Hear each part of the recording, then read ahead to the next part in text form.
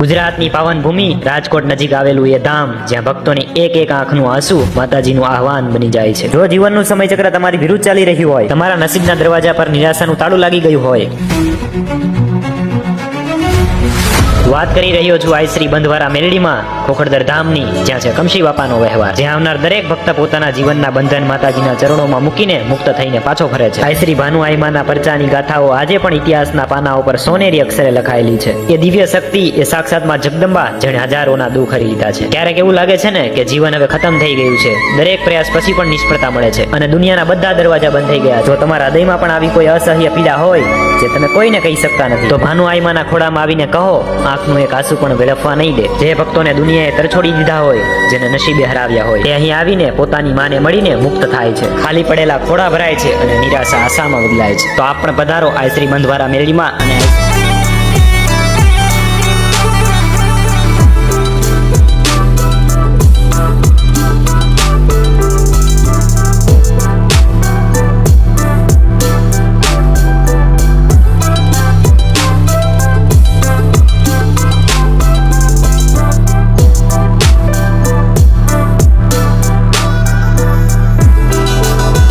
લાખો વર્ષોથી ઉભો છે આ ડુંગર, સૂર્યને ઉગતો જોયો છે, સૂર્યને આથમતા જોયો છે। માણસ બદલાયો, સમય બદલાયો, પણ આ ડુંગરનું મૌન ક્યારેય નથી બદલાયું।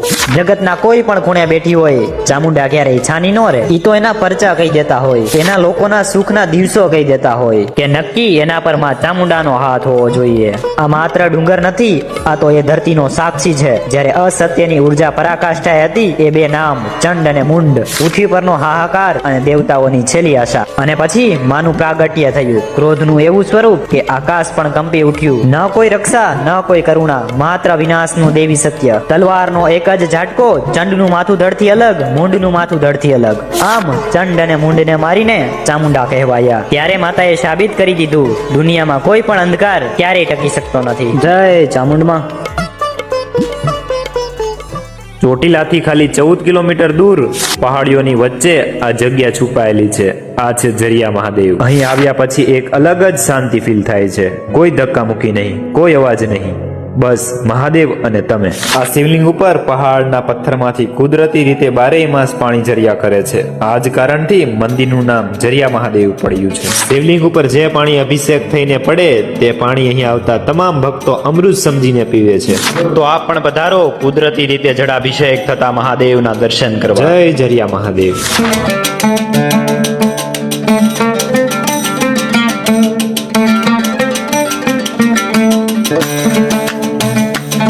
નદીના પ્રવાહને સહન કરતો આ ખડક, જેને ભક્તો હાથિયા ખડક તરીકે ઓળખે છે, માતાજી અહીં જ હાથિયા ખડક પર બિરાજમાન છે અને અનગઢ ગામના લોકોની શ્રદ્ધાના પ્રતીક છે। વડોદરાની નજીક મહીસાગર નદીમાં ખડકવાળી મહોણી મેલડીમાંનું રાજ ચાલે છે। નદીની વચ્ચે ખડક પર માતાજીનું ધામ આવેલું છે। 400 થી 500 વર્ષ જૂનું છે। ખડકવાળી મહોણી મેલડી માતાજીની શક્તિ એવી કે પાણીની વચ્ચે હોવા છતાં અહીં આવતા દરેક ભક્તની મનોકામના પૂર્ણ થાય છે। શ્રદ્ધાનો આ ખડક ક્યારેય નથી હલતો। જ્યારે પણ મહીસાગર નદીમાં નવા નીર આવે છે, ત્યારે માતાનું આ ધામ જાણે કે જળાસન ગ્રહણ કરે। તો આપ પણ પધારો ખડકવાળી મહોણી મેલડી માતાજીના દર્શન કરવા। જય ખડકવાળી મહોણી મેલડીમાં।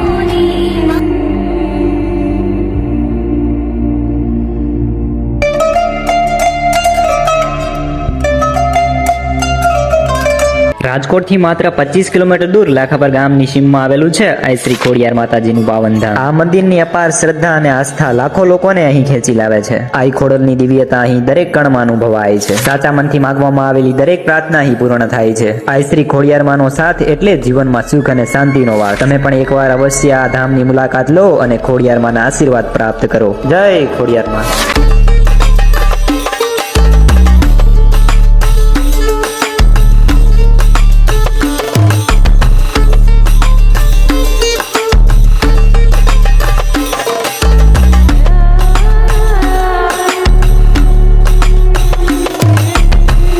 શહેરની ધમાલમાંથી થોડું દૂર, જ્યાં પ્રકૃતિ પણ શ્રદ્ધાની સામે માથું નમાવે છે, અહીં ડુંગરની ટોચ પર પવનના સુસવટામાં તમને માતાજીના આશીર્વાદનો અહેસાસ થશે। રાજકોટથી માત્ર 5 કિલોમીટર દૂર શાંતિ અને ચમત્કારનું સરનામું।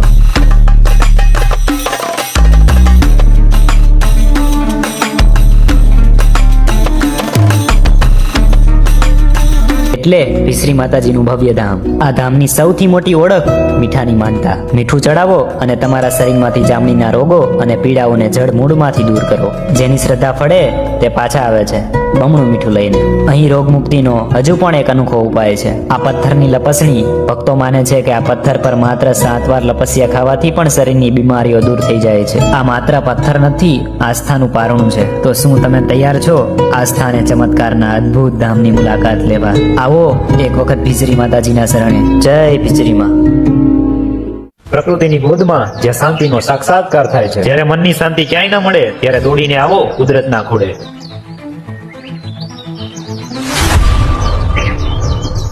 શહેરના ઘોંઘાટ અવાજથી દૂર, જ્યાં શિવત્વ અને પ્રકૃતિ એકબીજામાં ઓતપ્રોત થાય છે, એવું દિવ્ય ધામ એટલે અલેન્ડા રાજકોટ પાસે આવેલું ભૂતનાથ મહાદેવ મંદિર. કુદરતી સૌંદર્ય અને આસ્થાનો અદ્ભુત સંગમ છે. પહાડોની વચ્ચે અને ઘટાદાર વૃક્ષોની છાયામાં મહાદેવનું આ મંદિર જાણે કુદરતનું અણમોલ વરદાન હોય એવું લાગે છે. આ ભૂમિ પર શિવજીના આશીર્વાદ હંમેશા વરસે છે. અહીંની હવા, પાણી અને માટીમાં દિવ્ય ઉર્જાઓ અનુભવાય છે. ભૂતનાથ એટલે ભૂત પ્રેતના સ્વામી, જે સૃષ્ટિના દરેક જીવના પાલક છે. અહીં આવનાર દરેક ભક્તની મનોકામના પૂર્ણ થાય છે. કહેવાય છે કે આ મંદિરની સ્થાપના નારાયણનાથજી બાપુએ કરી હતી. એમનું સમાધિ સ્થળ પણ અહીં જ આવેલું છે અને પછી તેમના શિષ્ય નવનાથ બાપુએ આ મંદિરની સાળ સંભાળ લીધી હતી. ન કોઈ ભાગદોડ, ન કોઈ અવાજ, બસ પક્ષીનો મધુર કલરવ. અહીં આવીને જ ખબર પડશે કે સાચી શાંતિ કોને કહેવાય. મહાદેવ આસપાસના દરેક કણમાં બિરાજમાન છે, જે તમને અવલૌકિક ભક્તિમય શાંતિનો અનુભવ કરાવશે. જો તમે પરિવાર માટે એક દિવસની પિકનિક અથવા આત્માને આરામ આપવા માટેનું સ્થળ શોધી રહ્યા છો, તો આ જગ્યા તમારી પહેલી પસંદગી હોવી જોઈએ. એકવાર પગ મૂકીને તો જુઓ, ભૂતનાથ મહાદેવની આ દિવ્ય શાંતિ તમારા હૃદયમાં કાયમ માટે પોતાનું ઘર કરી લેશે અને તમે વારંવાર આ કુદરતી સ્વર્ગ તરફ ખેંચાયા. રાજકોટથી 20 કિલોમીટર દૂર આવેલા ગટકા ગામની વાત છે. તે હવે ગામ નથી રહ્યું, તે હવે મિની દ્વારકા બની ગયું છે. મૂળા ભગત 7 વર્ષના હતા. એક સાધુની જમાત દ્વારકા જાય છે. મૂળા ભગતને એમ થાય છે કે હું પણ જાઉં. મૂળા ભગત સાધુના સંગ સાથે નીકળી પડે છે. ચાલતા ચાલતા આ સાધુની જમાત ગટકા ગામના પાદરમાં પહોંચે છે. વ્યવસ્થા કરવાની હતી વાડુ પાણીની. ગટકાના મુંદવા હાકના ભરવાડે આવકારો આપ્યો મૂળા ભગતને અને કહ્યું, ગમે તેટલા હોય હું જમાડી દઈશ. એમાં કોઈકે મેણું માર્યું મૂળા ભગતને. તમે અહીંથી દ્વારકા જવા નીકળ્યા હોય, આ ગટકાના પાદરમાં છો, અને જો તમને હાડુહાડ દ્વારકા વાળો ઉતરી ગયો હોય અને ભક્તિ લાગી ગઈ હોય તો દ્વારકા વાળો સામે નો આવે. આ શબ્દો મૂળા ભગતના કાનમાં પડ્યા. ત્યારે મૂળા ભગતે આપની સામે આંગળી કરી, હું જે વાયમાં ઉતરું અને નાઈને બારો નીકળું અને દ્વારકા વાળો આવે તો માનજો. મૂળા ભગતને પરચો આપ્યો. મૂળા ભગત આમ નાઈને બારા નીકળે છે, ત્યાં તો દ્વારકાધીશ પોતે ઘોડે સવાર થઈને આવે.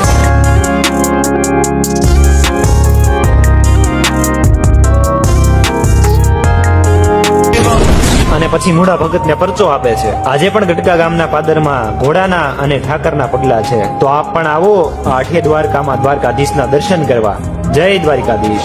કહેવાય છે કે કેટલાય ગામ માત્ર ગામ નથી હોતા, પણ એ જીવંત શ્રદ્ધાનું ધામ હોય છે. આજે વાત કરવી છે રાજકોટથી 65 અને જસદણથી 20 કિલોમીટર દૂર આવેલા કડુકા ધામની. ખેતલા આપાના પરમ ભક્ત કાના બાપા તેમની શ્રદ્ધાથી એટલા દ્રઢ હતા કે તેમણે પોતાના ખેતલા આપાને વિનંતી કરી, આપા ભક્તો દૂરથી આવે છે, તમે કાયમ માટે આ મંદિરમાં જ દર્શન આપો ને. અને એ જ પડે ખેતલા આપાએ વચન આપ્યું કે હું આજથી કાયમ માટે નાગના સ્વરૂપમાં અહીં બિરાજમાન રહીશ. કાના બાપાની ભક્તિ અમરત્વને પણ બાંધી દીધું. આજે પણ કડુકા ગામમાં મંદિરમાં પગથિયે કે ગમે ત્યાં ખેતલા આપા નાગ સ્વરૂપે દર્શન આપે છે. ગામમાં ક્યાંય પણ દાદા નીકળે તો લોકો તેમને પૂરા માન સાથે મંદિરે મૂકી જાય છે. આ બતાવે છે કે ખેતલા આપા આજે પણ આપણી વચ્ચે જીવન છે. આજ છે ભક્તિ અને વચન પાલનનો મહિમા, જ્યાં દાદા કાયમ માટે પોતાના ભક્તની સાથે છે. જય ખેતલા આપા. પાકિસ્તાન સ્થિત હિંગળાજ માતાજીના મૂળ ધામનો એક અંશ ગુજરાતમાં પ્રગટ થયો. આ ધામ સુરેન્દ્રનગર જિલ્લામાં, જ્યાં ચોટીલાથી માત્ર 12 કિલોમીટર દૂર કાળાસર ગામે ઠાંગા ડુંગર પર માતાજીનું આહવાન થયું છે.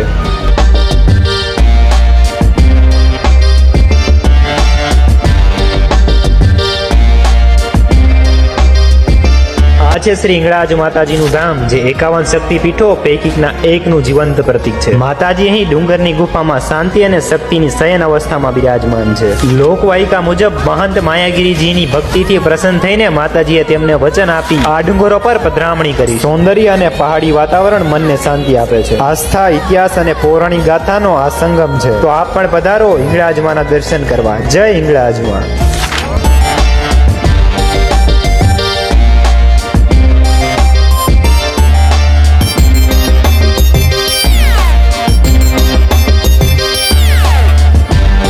ઘેલા સોમનાથ તો આપ સૌ ગયા છો, પણ શું તમે ઘેલા સોમનાથના ઇતિહાસ વિશે જાણો છો? વાત છે 1457 ની મીનળ દેવીએ લૂંટારા રાજાઓથી બચવા સોમનાથના અસલી શિવલિંગને ભૂગર્ભમાં સંતાડી દીધું. પણ સુલતાન મોહમ્મદ જફરને ખબર પડી ગઈ. તે દિવસે મહાદેવ પોતે સપનામાં આવ્યા અને મીનળ દેવીને કીધું, મને પાલખીમાં બેસાડીને દૂર લઈ જાઓ. રાતોરાત પાલખી ઉપડી. પાછળથી જફરનું સૈન્ય પડ્યું. સોમનાથથી જસદણ સુધીનો આશરે 250 કિલોમીટરનો રસ્તો લોહીથી લાલ થવાનો હતો. જ્યાં જ્યાં પાલખી રોકાય ત્યાં ત્યાં ગામના બ્રાહ્મણો અને ક્ષત્રિયો દોડીને આવે ને દુશ્મનો સામે લડવા માંડે. હજારો શિવ ભક્તોએ જીવ દીધા, પણ પાલખીને આંચ ના આવી. ઇતિહાસમાં નામ અમર થઈ ગયેલું ઘેલાવાણિયાજીનું. શિવજીની રક્ષા ખાતર એનું માથું કપાઈ ગયું, તોય 7 દાડા સુધી તેનું ધડ લઈને લડતા રહ્યા. છેવટે જ્યારે જાફરે શિવલિંગ ખંડિત કરવા ઘા માર્યો ને, શિવલિંગમાંથી ભમરાનું મોટું ઝુંડ નીકળ્યું. અડધું સૈન્ય ત્યાં જ ખતમ થઈ ગયું અને અડધું ત્યાંથી ભાગી ગયું. ઈ વીર શિવ ભક્તના પરાક્રમને માન આપવા માટે આ મંદિરનું નામ પડ્યું ઘેલા સોમનાથ, અને પછી નદીનું નામ પણ ઘેલો નદી પડ્યું. ઘેલા સોમનાથ મંદિરની સામેની ટેકરી પર મીનળ દેવીનું સમાધિ સ્થળ પણ આવેલું છે.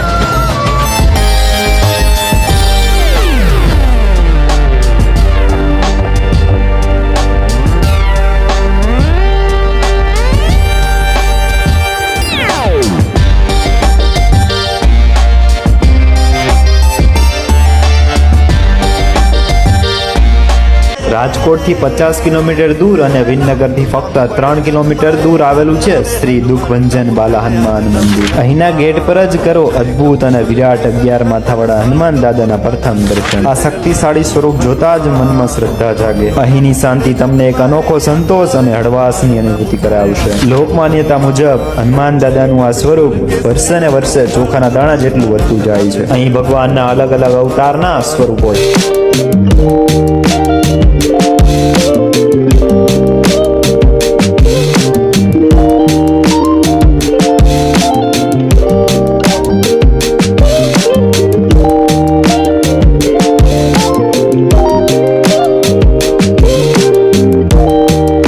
સૌરાષ્ટ્રની પાવન ધરતી અને રંગીલા રાજકોટની નજીક આવેલો એક એવો ડુંગર જ્યાં આજે પણ સાક્ષાત શક્તિનો અનુભવ થાય છે. વાત છે વડાળી ગામના ડુંગર પર બિરાજમાન શ્રી વિહોતમાના ભવ્ય ધામની. રાજકોટથી માત્ર 20 કિલોમીટર દૂર આવેલું આ ધામ શક્તિ અને આસ્થાનો અદ્ભુત સંગમ છે. જ્યારે રાક્ષસોનો અત્યાચાર વધ્યો ત્યારે માતાએ પોતાની 20 ભુજાઓ વધારી. ત્યાંથી જ કહેવાયા વિહોતમાં. અહીં આવનાર દરેકની મનોકામના માતાજી પૂરી કરે છે અને તેમને પ્રજા આપવા માટે માતાજીનો અજોડ મહિમા છે. આ મંદિરનો ઇતિહાસ એક અનોખા ચમત્કાર સાથે જોડાયેલો છે. કહેવાય છે કે જેમ સુરેન્દ્રનગર જિલ્લાના ચોટીલા ડુંગર પર રાત્રે કોઈ રોકાઈ શકતું નથી, તેમ આ ડુંગર પર પણ રાતવાસો કરવો શક્ય નથી. જે કોઈ ભૂલથી પણ રાત્રિ રોકાણ કરવાનો પ્રયત્ન કરે છે તેને માતાજીનો અચૂક પરચો મળે છે. સ્થાનિક લોક માન્યતા મુજબ વિહોતમાને માતા ચામુંડનું જ એક સ્વરૂપ માનવામાં આવે છે. ભક્તો તેમને વિહોત મેલીડ તરીકે પણ પૂજે છે. અહીં માતાનો અખંડ દીવો બળે છે. માતાએ તેમના ભક્તોને તકલીફમાંથી દૂર કર્યા છે અને તેમને સંકટમાંથી ઉગાર્યા છે. હજારો લોકો માતાજીના આશીર્વાદ લેવા માટે ખાસ અહીંયા આવે છે અને તેમના ભક્તિભાવોમાં ડુંગરની દરેક દિશા ગુંજી ઉઠે છે. જો તમે ક્યારેય રાજકોટની મુલાકાત લો તો શાંતિ અને શ્રદ્ધાના પ્રતીક ક્ષમા પવિત્ર ડુંગર વડાળીના વિહોતમાના ધામની મુલાકાત અચૂક લેજો. બોલો જય વિહોતમાં.